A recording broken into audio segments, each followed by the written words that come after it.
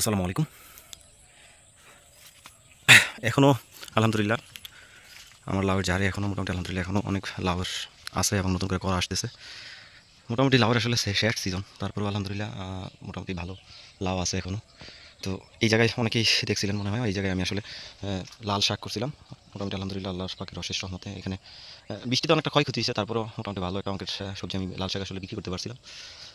আর এইদিকে এই যে শশা শশা হয়তো বা বীজটা আসলে তেমন একটা ভালো হয় নাই, ভালো মানের বীজ ছিল না, তারপরেও মোটামুটি ভালো শশা পাইছি। ঠিক আছে, নিজেরা খাইতে পারছি এবং লোকজনের আত্মীয় স্বজনকে হয়তো বা বিক্রি করতে পারিনি, কিন্তু আত্মীয় স্বজনকে দিতে পারছি।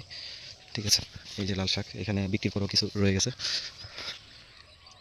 কিছু ঘাস ঘাসালি উঠে গেছে, কিন্তু তারপরেও মোটামুটি ভালো ভালো একটা ফলন। এই যে চিপা চাপা এইদিকে ওইদিকে লাউ আছে এখনও, মোটামুটি অনেক ভালো করা আসতেছে। আসলে শেষ সিজন, তো শেষ সিজন আসলে এরকমটাই আসলে ফসল হয় মূলত। ঠিক আছে, যেমনটা আছে এখন হয়তো বা প্রথম দিকে ভালো ফলন হয়েছে, এখন তো আসলে লাউয়ের মোটামুটি শেষ মৌসুম, গাছেরও বয়স শেষ পর দিকে। তো মোটামুটি এখনও নতুন করে অনেক পরে আসতেছে, যে ফুল আসতেছে, যারা ভিডিওটা দেখতেছেন বুঝতে পারবেন, নতুন করে আরও ফুল আসতেছে, করা আসতেছে। তো আলহামদুলিল্লাহ, রিজিকের মালিক তো সবসময়ের জন্য আল্লাহ।